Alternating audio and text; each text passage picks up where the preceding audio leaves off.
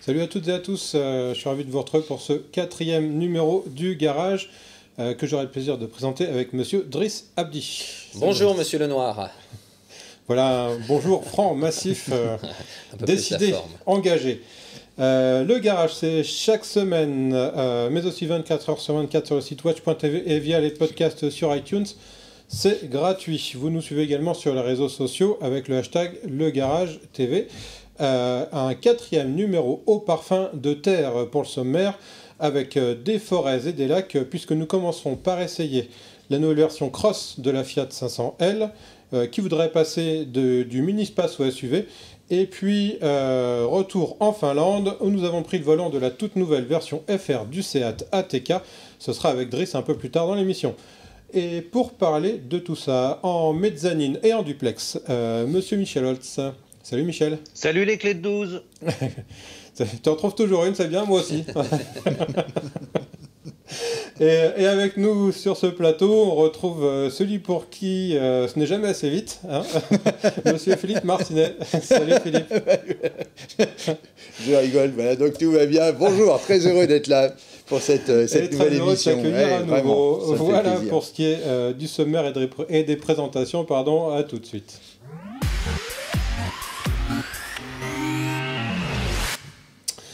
Voilà, le premier SUV de la marque Seat se porte bien, mais il lui manquait un modèle capable de coïncider avec l'image sportive du constructeur espagnol.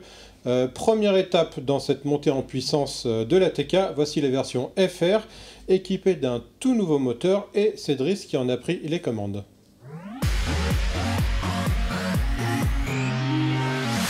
Au volant de la Seat ATK, je suis avec Vincent du blog de Vince. Salut Vincent. Salut Driss. Donc ce Seat ATK qui se décline dans 3 motorisations, 115, 150 et 190 chevaux avec différentes finitions. Ce que je trouve pas mal pour le coup, c'est que la gamme Seat, elle est assez facile à lire. Aujourd'hui, tu as la finition référence de base, tu as la finition style, excellence et FR. Ouais. Et après, le Cupra pour couronner le tout sur certains modèles. C'est vrai que c'est super cohérent sur tous les modèles. Bon, pas pour la TK, en tout cas, c'est pas la philosophie de la voiture. Ceci étant, on est dans une version FR de 190 chevaux et c'est plutôt pas mal. La première chose que tu m'as dit au volant... Non, ouais, je m'attendais pas à une telle mise en vitesse. Le 0,80, 0,100 là sur les routes finlandaises, il est avalé en toute tranquillité, quoi. Ouais, je pensais que ce serait un peu plus pénible. C'est une voiture qui est un peu plus, qui est quand même assez costaud. Donc un SUV familial mais qui reste quand même sportif dans cette version FR de 190 chevaux. C'est un gros carton, l'ATK. Il faut dire qu'aujourd'hui, si je ne m'abuse, la majorité des véhicules neufs qui se vendent, ce sont des SUV. Et Seat a vraiment cartonné. Il faut dire qu'il y a un point fort pour ce véhicule, c'est son prix, le prix d'accès. Ah, c'est 22 000 euros, c'est ça? 22 000 euros le prix d'entrée. Voilà. Bon, alors cette version-là, forcément suréquipée avec le moteur le plus puissant, on monte jusqu'à 35 000, mais on reste quand même, c'est vrai que 22 000 euros. Tu vois le niveau d'équipement, le gabarit, le style extérieur, Seat qui marche bien, je trouve, sur un SUV. Ouais, il est très réussi. C'est vrai qu'il a de l'allure pour 35 heures. Bon, c'est vrai qu'il n'y a pas énormément d'originalité au niveau de la planche de bord. On est dans une Léon. On est dans une Léon, on est dans une déclinaison de ce que Volkswagen, enfin le groupe VAG fait, quoi. Ouais. C'est sérieux, c'est plutôt bien fait, les plastiques sont simples mais voilà, bien faits. C'est super bien équipé par contre. Oui. Moi, il y a un truc, je ne suis pas hyper fan du logiciel de navigation. C'est peut-être parce que je suis daltonien, donc des fois j'ai du mal un peu à voir la trajectoire. Bon, ça reste un détail. En termes de connectivité dans cette voiture, on a absolument tout. On a la solution Full Link qui te permet d'avoir à la fois donc le GPS de Seat, mais tu as également CarPlay, Android Auto. Donc il suffit de brancher ton téléphone et le problème est résolu. Tu as également donc un petit écran entre les deux comptes tours qui restent physiques. On n'est pas encore passé à l'écran. Ouais, passage Seat, c'est vrai que c'est bizarre qu'ils ne le déploient pas et qu'ils conservent finalement chez Seat ça, alors qu'il y a chez tous les autres constructeurs du groupe, ils sont passés en numérique sur ce type de véhicule, je pense. En termes de performance, tout à l'heure on parlait de motorisation, on va aussi parler du châssis. Alors on retrouve encore avec la molette qui est ici, on peut régler le comportement de la voiture en éco, en normal et en FR. Alors on sent vraiment une différence entre le mode normal et le mode FR. Tu peux nous en dire un peu plus? Moi personnellement, le mode sport est peut-être un petit peu trop en termes de, surtout sur les routes qu'on emprunte là, qui sont quand même un petit peu bosselées, sur les pistes aussi, le niveau de filtration là, de la suspension c'est quand même un peu raide. Le niveau normal il est vraiment hyper agréable à vivre, on sent vraiment plus grand chose en termes de toutes les imperfections de la route. Par contre la pédale d'accélérateur en mode normal plus molle. C'est beaucoup plus mou. Vraiment mou. Ce qui permet d'économiser au niveau de la consommation. Alors en conso, en normalisé, on a relevé, quand on mettait un peu de rythme, on était dans les 11 litres de mémoire, 8 litres sinon en moyenne en conduite normale. En conduite un peu tranquille, mais en mettant un peu de rythme. Donc non, c'est raisonnable. Donc là, aujourd'hui, on est en Finlande, donc ce qui nous permet d'essayer la voiture dans des conditions vraiment optimales, à savoir on est à la fois sur route et sur piste. Et sur piste, pareil, le comportement il est irréprochable. Là en fait je m'attendais à avoir moins de grip. Ouais. Et finalement avec la monte d'origine on n'a pas du tout des pneus dédiés pour la terre. On est sur des spéciales du WRC ou de l'ancien rallye des 1000 lacs. Et je pensais qu'on allait quand même être un peu sur des œufs. Et à part dans la gravelle bien piégeuse, le reste on a un grip top. Alors je vais te poser la question qu'on pose à tous nos invités, à savoir, est-ce que tu l'achètes ce Seat ATK? J'achète pas de SUV. Ah, t'achètes pas de SUV. Bah écoute, moi je suis pas très SUV non plus, je suis plus un peu voiture sportive. Pour autant, si je devais m'orienter vers un SUV, c'est vrai qu'on parle souvent de Mazda, dont le CX-5 c'est l'un de nos favoris. C'est vrai que moi ce Seat ATK, j'aime beaucoup sa ligne, il a vraiment très fière allure. En termes de, quand tu es jeune papa, il y a quand même des aspects pratiques maintenant qui deviennent importants, et pour le coup, là pour mettre une poussette dans le coffre, un siège bébé, c'est idéal. Et puis encore une fois, en termes de budget, on est dans le budget, donc forcément ce sera un 115 chevaux, mais en même temps avec bébé dans la voiture, je vais pas m'amuser à faire une spéciale. Pas besoin de plus. Donc oui, j'achète. Merci Vincent. Je t'en prie. Voilà pour ce Seat ATK. Driss, j'ai l'impression que tu t'es bien amusé.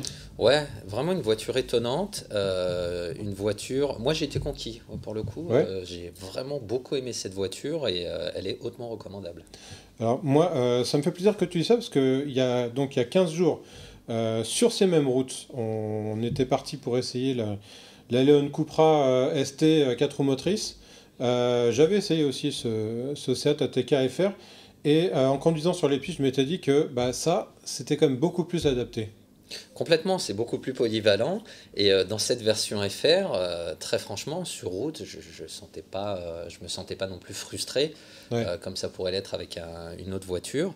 Et encore une fois, j'insiste sur le côté, le confort de la voiture. Il y a l'aspect performance et il y avait cet aspect confort. On a fait près de 800 bornes quand même et très franchement, c'était très agréable. Ce que vient de dire Driss, Michel, c'est un petit peu une constante en ce moment chez Seat, moi je trouve. Je ne sais pas si tu es de cet avis. C'est de rallier le côté sportif qu'avait la marque avec du confort. Oui, alors je voudrais quand même faire une mise au point. Je viens d'apprendre que Driss était daltonien et donc je ne m'approcherai plus d'un feu rouge où il peut se trouver autour. Pas à ce point, Michel, je te rassure. Ouais, mais pour revenir à Seat, je pense que autant sur Léon, sur Ibiza, les séries Cupra FR ont une importance parce qu'il y a une clientèle et parce que ça donne une image à ces voitures-là de jeunesse. Et d'ailleurs, Seat a l'image la plus jeune de toutes les marques automobiles. Autant sur ATK, qui est à mon sens le meilleur SUV de cette triplette-là avec Skoda et Volkswagen, parce qu'il n'est pas cher, parce qu'il est super cohérent. Autant sur ce modèle-là, le modèle FR, et je ne pense pas qu'ils fassent une Cupra, mais sait-on jamais. Ils vont faire une Cupra, j'allais y venir. Oui, c'est parfaitement inutile. Parce que le client d'un SUV va pas chercher, sauf chez Audi, où il va aller chercher des modèles RS, ou SQ. Autant là-dessus, chez Seat, il ne va pas aller chercher les 190 chevaux essence ou les 270 des versions Cupra. Il veut quelque chose de cohérent, d'habitable, qui ne se traîne pas trop. Et donc, avec la TK normale, il l'a tout à fait. Et puis, il ne faut pas oublier non plus que les modes normal, sport, etc., c'est quand même un subterfuge aux normes d'homologation. C'est-à-dire qu'on trouve aujourd'hui des normes éco, notamment sur certaines voitures, qui sont inconduisibles. C'est-à-dire on est toujours en normal ou en sport, tout simplement parce que les modes éco ou normal sont parfois faits uniquement pour passer les normes et avoir le CO2 minimum. Donc bon, on va oublier ça, mais je pense que l'ATK est assez cohérent pour pouvoir se passer d'un sigle FR ou d'une version Cupra. Bon, ceci dit, on n'en a pas parlé, mais elle a un malus qui fait quand même mal, celle-ci. 2610 oui, de mémoire, en plus. Ça pique. Alors, donc je vais préciser ce que je disais quand je rebondissais sur ta remarque. Donc, Seat va sortir un Cupra FR de 300 chevaux d'ici à la fin de l'année, où il sera présenté au Salon de Genève, si je dis pas de bêtises. Cette donc, version FR, moi, je trouvais qu'elle consommait suffisamment peu pour être cohérente, pour que ce soit, on va dire, pas complètement dingue d'avoir un SUV de 190 chevaux, 4 roues motrices. Hein. À condition de ne pas partir avec le coffre blindé et 3 enfants à l'arrière. Ouais, mais tu vois... Les enfants mangent trop, Michel. Sans se priver sur ces pistes-là, et sur les routes en Finlande, hein, qui sont quand même pas des routes les plus roulantes, mais où on a quand même envie d'attaquer aussi. On tourne. Moi, j'ai tourné entre 7,5 litres et 8 litres et demi. C'est évidemment pas la voiture la plus économe du marché, mais c'est pas non plus complètement délirant, quoi. Hein. Non, surtout eu égard à son gabarit. Ouais, tout à fait. Et à son pied lourd. Alors ça, je réserve le pied lourd à notre ami Philippe. J'étais pas là au début. Il y a 2 petites secondes. Bien sûr. Je voudrais dire rebondir par rapport à ce que disait Michel, et je pense que tu as tout à fait raison, mais on peut aussi penser que en fait la boucle est bouclée à partir du moment où les SUV veulent remplacer les voitures dites classiques, les berlines classiques, et bien on retrouve le même système sur la gamme. Tout à fait. C'est totalement cohérent, je sais pas si c'est a priori je suis pas d'accord avec toi, mais voilà, c'est juste quitte à en vendre un peu, pourquoi pas. Alors attends, Michel, redis ce que tu viens de dire parce qu'on t'a pas entendu du coup. Non, Philippe a raison, la boucle est bouclée et en plus ça ne coûte pas très très cher en conception de faire des versions FR. Et si on en vend un peu, c'est pas plus mal, bien sûr. Voilà, alors ce moteur 190 chevaux, il provient de chez Audi. Qu'est-ce qu'on peut en dire de plus, Driss? Il est amplement suffisant. Si tu as envie de t'amuser un petit peu, pour le coup, tu n'as même pas besoin de taper dans la Cupra, parce qu'on avait aussi le choix de rouler en Cupra, et finalement... alors donc on parlait de la Léon. Hein, de la Léon Cupra, voilà, et finalement on était très contents en ATK. Très très contents. Bien, on va changer de sujet. Si je vous dis Fiat 500, je vais recommencer avec mes Fiat 500 comme la dernière fois. Vous allez évidemment penser à la petite citadine qui parcourt les rues de nos villes depuis la fin des années 50. Et pourtant, depuis 2012, vous devriez aussi penser à sa version gonflée, la Fiat 500L, qui tente aujourd'hui d'effacer son image de mini-space pour s'engouffrer dans celui des crossovers, voire des SUV.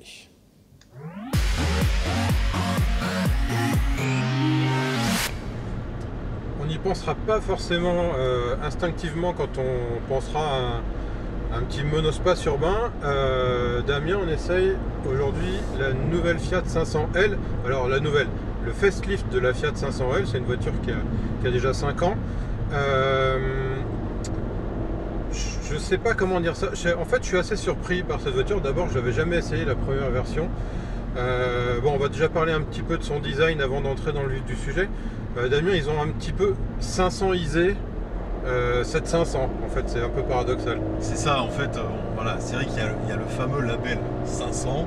Chez Fiat, c'est la moitié des ventes, hein, la 500 en elle-même. Ouais. Donc, on essaye de faire reporter un peu ce succès sur les autres 500. Sur d'autres gammes, voilà. 500X, 500L. Alors, ça marche bien avec la 500X.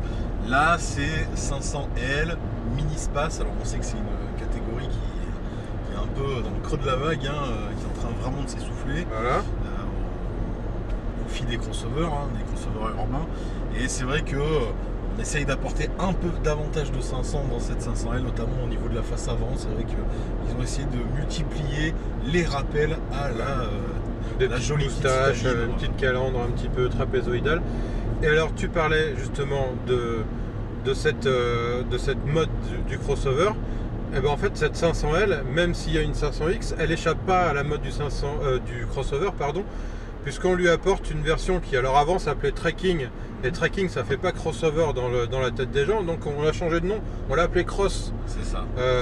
Comme on a effectivement une Aircross, un Cross Landix, il y aura bientôt un T-Cross chez Volkswagen, il y a déjà eu des Cross Golf, voilà. Donc on met du Cross partout, et donc on a cette 500 L Cross qu'on essaye aujourd'hui, là dans sa version essence, on a aussi essayé la version diesel, à qui donc Fiat a donné un look un petit peu baroudeur. C'est ça, en fait, la version Trekking, c'était la moitié des ventes sur l'ancienne 500L, enfin l'ancienne version non facelift. Et là, ils se sont dit, bon, ça marche bien, alors du coup, l'essentiel de la gamme, du coup, tourne autour de cette finition cross, avec ses petits attributs baroudeurs, hein, le classique, hein, des protections de carrosserie, une garde au sol relevée de 2 cm. Ils ont même mis des pneus M+S, la mode and snow, Ouais. en profil, en poil plus tout chemin. Un petit contrôle de traction aussi, Voilà. pour se sortir un petit peu des terrains glissants. Et donc du coup, on apporte un peu de personnalité à cette voiture. Voilà, un peu 500, enfin plus 500, un peu crossover. Voilà, c'est un cocktail plutôt sympathique. Ouais. Après, on peut pas changer entre guillemets les rayures du zèbre. Ça reste une voiture assez cubique, profil monocore, monospace. C'est pas facile à vendre. Voilà. En ce moment, hein. Alors, comme on dit dans le film, Thérèse n'est pas moche, elle n'a pas un physique facile. C'est ça. Bon, cela dit, il y a quand même, il faut pas s'arrêter uniquement là-dessus. Ça a des avantages. C'est une voiture qui est hyper spacieuse. C'est, je pense, la plus spacieuse de sa catégorie. Ça fait 4,30 m et on a l'impression d'être dans une voiture beaucoup plus grande. On a beaucoup de garde au toit, etc. Donc voilà, on est à l'aise. Et puis alors moi, quand je disais en introduction, j'ai été surpris. C'est par le comportement routier de cette voiture. Je m'attendais à quelque chose de très pâteux, justement parce que cette forme un petit peu arrondie, haute sur pattes, etc. Et en réalité, c'est plutôt dynamique. C'est ça, oui, c'est plutôt dynamique. Alors c'est la même plateforme que la 500X. Ouais. Ça a des suspensions qui travaillent bien. On est dans une voiture qui se couche pas en virage. En général, on est plutôt habitué à ça quand on voit le physique. C'est une voiture qui gère bien les enchaînements de virages. Ouais. En tout cas, qui est tout à fait honnête pour sortir de la ville. Et c'est pas forcément le cas sur ce type de véhicule. Voilà. C'est une voiture qui est un peu sonore, notamment dans sa version diesel. Le diesel se fait vraiment entendre. Là, on est sur le bicylindre essence. Alors, il chante comme un bicylindre. Il est pas inaudible. Là, on l'entend, il est présent, mais c'est quand même plus discret que le diesel. C'est pas les mêmes fréquences non plus, hein, donc on n'a pas ces infrasons qui résonnent et qui sont vraiment perturbants. La clim est bruyante aussi, c'est bizarre. On l'entend pour le coup, et même avec le diesel, on entend le compresseur. Voilà, ça, et puis en termes de finition, on est quand même assez basique. Bon, c'est vrai que au niveau design, ils ont essayé d'améliorer les choses. Hein. On voit la planche de bord, elle a changé. Elle est pas mal cette planche de bord, elle est complète en tout cas, l'instrumentation est plutôt bien faite. L'ergonomie est, voilà, l'ergonomie est tout à fait correcte. Ce grand écran de navigation donc, qui a été agrandi par rapport à la précédente, l'instrumentation qui a été modernisée avec pareil un écran central qui renvoie des informations qui peuvent être ordinateur de bord, navigation, multimédia, etc. Enfin voilà, il y a un petit peu tout dessus, c'est pas mal fait. Une climatisation bizone, je crois le deuxième niveau de finition. Bon, c'est complet, honnêtement. Voilà, c'est complet, c'est pas. On a quand même beaucoup de plastique dur, mais on est sur des sièges qui sont pas très enveloppants. Voilà, on est dans l'univers des citadines, il faut pas oublier. Mais c'est une petite familiale voilà, qui peut être pertinente hein, pour ceux qui n'ont pas forcément un budget d'un grand monospace ou d'un grand SUV familial. Alors ça démarre à un petit peu en dessous de 17 000 €, je crois. Hors promotion, il y a toujours des promotions chez Fiat, profitez-en. Hors promotion, on est à 17 000 € sur la version de base qui est un 4 cylindres 95 chevaux. On rajoute 1 000 € pour avoir le bicylindre de 105 chevaux en essence qu'on a fait aujourd'hui. Et puis grosso modo, les versions diesel sont à 2 000 € de plus que les versions essence. Cette version cross, elle démarre à un petit peu en dessous de 19 000 € si je dis pas de bêtises, Voilà, c'est ça. pour monter dans la gamme supérieure à autour de 21 000, 22 000 €. Bon, hors option et hors diesel. C'est un tarif qui est un poil plus élevé que celui d'une citadine, mais encore une fois, on a des prestations supérieures et surtout de l'espace, tout en conservant un gabarit qui reste tout à fait raisonnable pour évoluer en ville. Non, Driss, je suis désolé, elle est pas moche, elle a pas un physique facile. Je suis pas fan. T'as le droit. T'as le droit de pas être fan. En attendant, Philippe, c'était quand même, enfin, je le dis dans le sujet, c'est un peu une bonne surprise, en tout cas à conduire cette Fiat 500L. Moi, je m'attendais à quelque chose de pâteau, et en fait, pas du tout. C'est marrant parce que j'ai publié l'article sur la Fiat 500L hier et je l'écris. Donc on ne peut pas dire que j'ai subi une quelconque influence. Oui, bien sûr. Sur Carissime, bien entendu. Et c'est vrai qu'a priori, quand on voit son gabarit, on se dit ça va être une grosse Fiat 500, un petit peu justement pataude et pas franchement agréable à conduire. Et en fait, c'est vraiment une bonne surprise. Et même avec les fameux pneus Modern Snow, sable et boue, qui correspondent aussi avec un système de traction électronique qui est bien foutu. Elles vont toutes l'avoir maintenant. Bien sûr, parce que en fait, ce qui compte, c'est les pneumatiques, plus qu'autre chose, même si l'électronique peut intervenir par certains côtés. Mais en tout cas, c'est vraiment une bonne surprise. Et puis, ça fait... elle a quand même un style de grosse Fiat 500. Je trouve que c'est pas mal. Ce que c'est que j'ai l'impression on part de la base de cette 500 et puis on va essayer de la décliner dans tous les sens. Et je sais pas, je crois que je commence à avoir du mal. C'est tout l'intérêt de la chose, en fait. Je crois, c'est ce que je disais tout à l'heure, je pense qu'il y a plein de constructeurs qui aimeraient avoir une Fiat 500 dans leur gamme, au catalogue, et qu'ils peuvent décliner de toute façon. C'est un petit miracle, cette appellation 500. Alors, moi, j'étais un peu surpris par les chiffres de vente, parce que finalement, elle ne se vend pas si mal. Entre 5 et 6 000 exemplaires par an en France de cette 500L, Michel. Non, mais je vous arrête, les garçons. Arrête-nous. Vous êtes sur une espèce de nuage italien. Mais on est au bout du cycle, et heureusement au bout de ce cycle où il y a quelques années, Fiat n'avait que la 500. Et donc sur la 500, ils se sont dit ça cartonne, on fait une Panda toute petite et beaucoup plus chère qu'une Panda. C'est la 500, ça a cartonné, ils ont gagné beaucoup d'argent avec. Et ils se sont dit on va décliner le truc. Ils ont décliné le truc avec du trekking, avec du 500L, voire des versions rallongées. La 500 XL est une bonne auto, mais ça, dans le sujet, on entendait le fameux Twinner à la peine. Ah ça, on exagéré. l'entend. Et quand on prend des tours avec le Twinner, ce qui est obligatoire avec cette voiture-là, on arrive à des consos quand même assez rédhibitoires. Et on n'a pas fait le sujet avec la diesel. Moi, on est à la fin de ce cycle. Et enfin, Fiat a compris qu'il s'était gouré en déclinant trop la 500. La 500 est un petit joyau pour eux. Ils vont conserver, ils vont essayer de la restyler encore, ce qui est compliqué, de restyler une 500 aujourd'hui. Mais ces versions-là, il ne faut pas oublier qu'on arrive quand même frontalement en concurrence avec des Capture, des 2008, même au niveau des tarifs. Il n'y a juste pas photo, quoi. Donc oui, c'est sympa. La 500X, elle, a quelque chose de plus, c'est qu'il y a un vrai dessin sur ce petit SUV-là. Mais ce n'est pas le cas sur cette 500 qu'on essaye péniblement de transformer en SUV pour essayer d'en vendre un peu plus. Parce que les chiffres que vous avez donnés, les garçons, sont évidemment pas mauvais. On n'est pas encore dans des marques totalement confidentielles, mais ça n'a rien à voir avec l'armada de SUV urbains qui débarquent, où je vous parlais de Capture et de 2008, mais on a aussi Citroën C3 Aircross qui arrive. Enfin, on a du coréen, on a de l'allemand qui débarque dans ces jours-là. Donc, je ne donne pas cher de la peau de cette pauvre 500L. Mais quand vous dites c'est pas pâteau, aucune Fiat n'a jamais été pâteau. Donc c'est une espèce de règle de la maison qui est très bien.